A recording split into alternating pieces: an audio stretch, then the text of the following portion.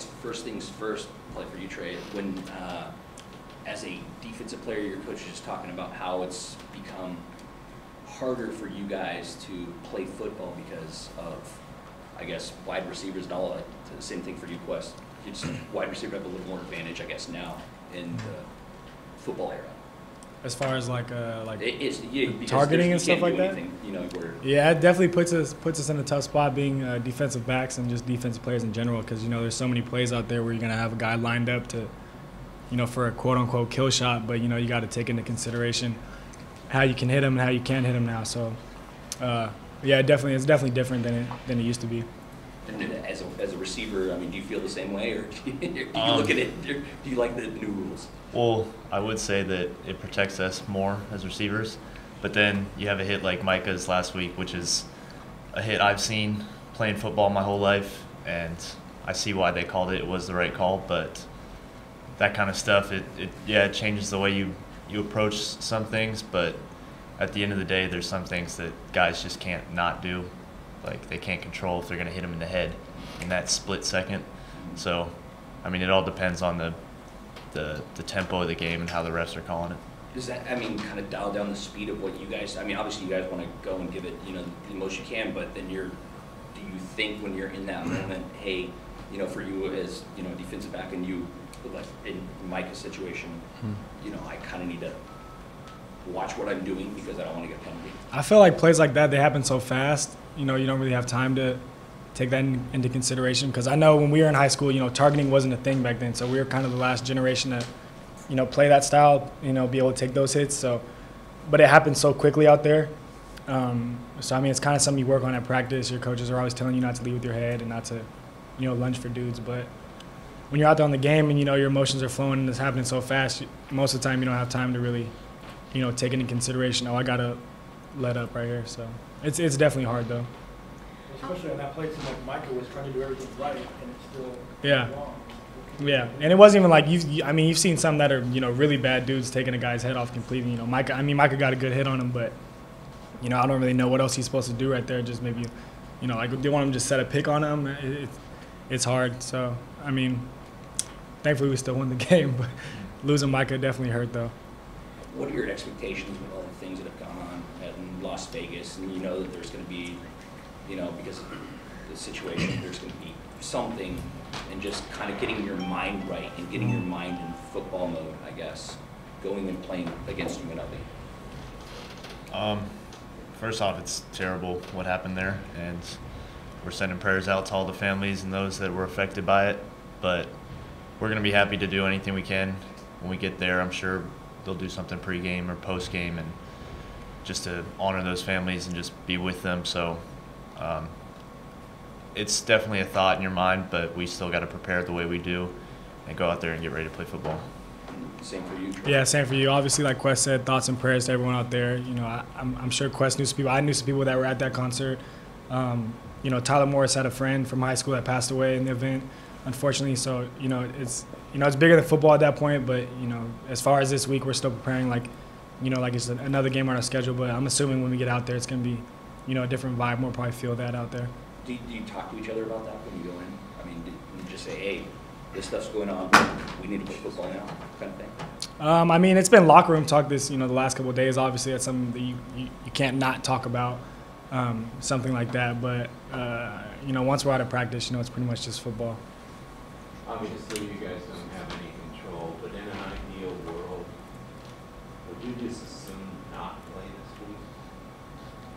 I mean, yeah, this kind of stuff's much bigger than football, and a lot of things go on like that where things will happen and the NFL will have a game, and I think it kind of brings people together for the most part. So I'm always for it. I love playing the game, and I think it's a good escape for us to get away from a lot of things, and it really does bring us all together. So yeah.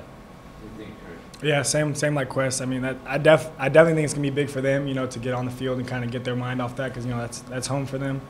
So I'm sure that hit really close to the heart for them. So yeah, I think football will definitely be something that'll bring us together and help kind of get through this.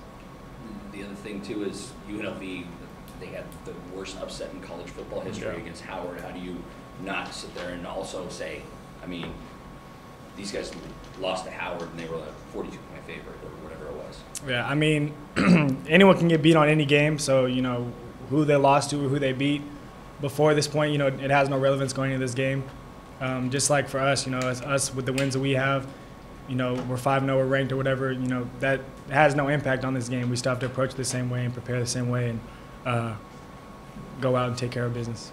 Yeah, you can't think of it like that ever in this game. And I think the vibe around this team is we really haven't played our best game yet. I mean, we're 5-0, and that's always good, but our last 2 wins especially, I mean, all of them, we haven't played anywhere near close to a perfect game. And the last 2, we've kept it way too close for our liking at least, and we know we can play much better. And when people think about it like that, I mean, I know it's a fan thought, and fans like to think, oh, these guys lost to this guy, this should be an easy week. But the moment the players start thinking like that, like how little can we do to get by, or how many mistakes can we do and still pull the win out, that's not how you got to do it. You got to be ready to play your best game every week, and I think we're still looking for our best game where everyone comes together. The last couple weeks it's been these guys haven't been stepping up, so these guys got to step up, and we're looking for that game where everybody steps up and we really show our full potential. Rocky said that you guys are nowhere near your full potential. How good can this team be? I mean, I think the fact that we're 5-0 with the wins that we have, you know, I mean, the Stanford game definitely, even that game, we didn't even play close as good as we can. You know, I know defensively, you know, those big runs they had, those are just little adjustments that we can make, and you know, to limit those, and you know, to have the wins that we do have and still know that we're not even remotely close to as good as we can be defensively, offensively, and you know, on special teams. That does show the potential we have, but we know, like, you know, potential it really shows we haven't done anything yet, so we still just got to work and get to that point. You guys also have the potential, because you did it one game, to commit no penalties. Yeah.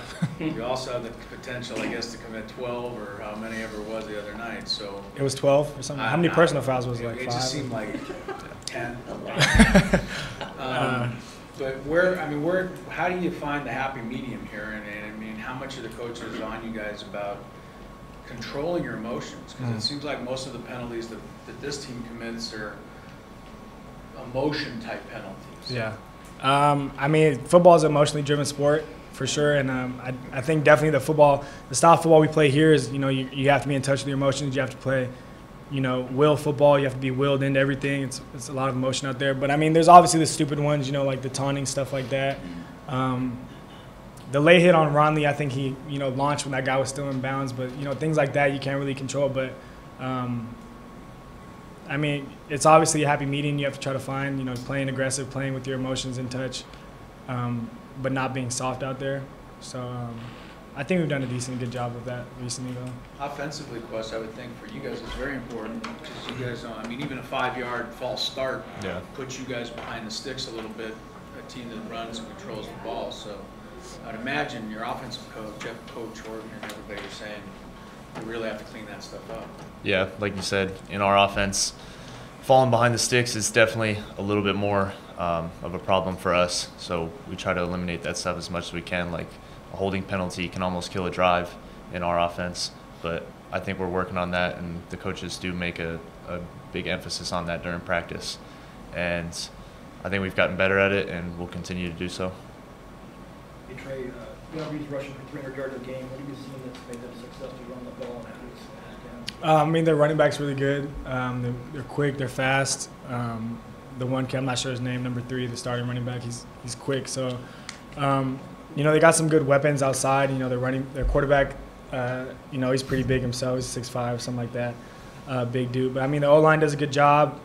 And, you know, the zone read stuff, you know, it's pretty much hit or miss. So once they get their holes, you know, they're busting them for long runs. But, you know, our defense, we need to take pride in stopping the run game. That's something we still haven't really done to this point as well as we want to. So, you know, that's a big thing going into this week is, you know, stop the run game. What have you not done that's the logic stuff? I mean, it's a combination of everything. Assignment errors with the D-line, with the linebackers, with the DBs. You know, it's all 3 levels. We haven't really played together as a unit yet. Good. So I think that's a big thing going into this week. All three phases of the defense, D-line, linebackers, DBs, we all have to play well together and as a unit, and I think we'll be successful. What is it about Rocky? Because I especially showed the last game because you guys, once the thing happened with Rashad, you guys, there's a lot more hitting going on, I guess. What is it about his kind of philosophy that guys, he's old school, that guys buy into? This is for both people. This is on offense, too. Yeah. I was like, where's the cake? But you know what I mean? Like for Rocky, he's very old school, and you guys kind of just really take that old school. You do that to our guy, we're gonna, we're not gonna accept it, I guess. You know what I mean? Yeah. I think it's a good thing because old school, that kind of stuff happened all the time, and they're a lot better at dealing with that kind of stuff. But I don't think the thing that happened to Rashad really changed the way we play. I mean, we're still firing. I mean, it fueled our fire a little bit, but we're still playing our football, which is the way Coach Long gets us ready to play. It's firing on all cylinders and not being soft at all. You can't be soft. And so soft. Yeah. That's every meeting is. Can't be soft. Really? Worst thing you can be on the football field.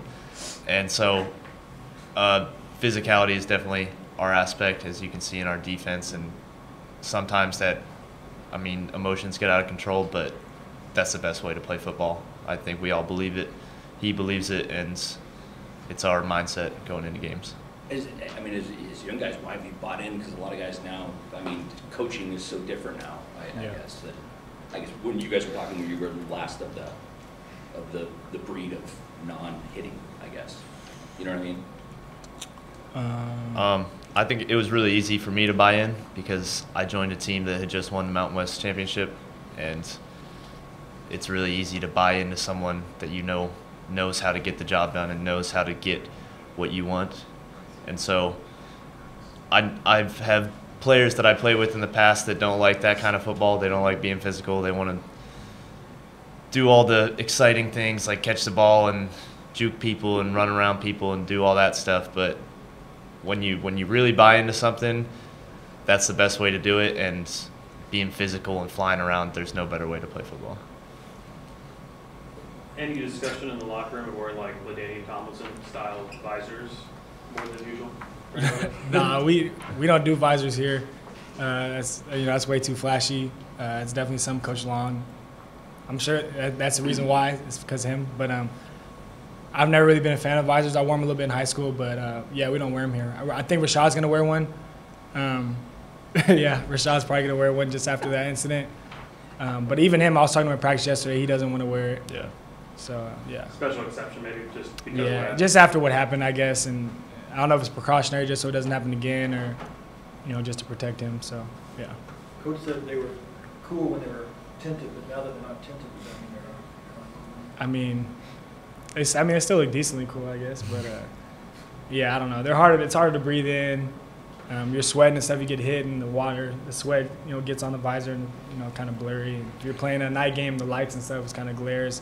There's a couple of factors, but yeah. Maybe they put a wiper on it? Yeah, something. I think it's more of an NFL thing. Yeah. Where you can come off the sideline and hand your helmet to a crew who wipes it Have off three and people- sprays the have three anti-fog people- on it. Yeah. Not really for us. You don't have it here. Quest, can you speak to the sophistication of the special teams on this team? Maybe Coach Houck and what he does compared to maybe what you saw in the past coming to this team? It's unbelievable.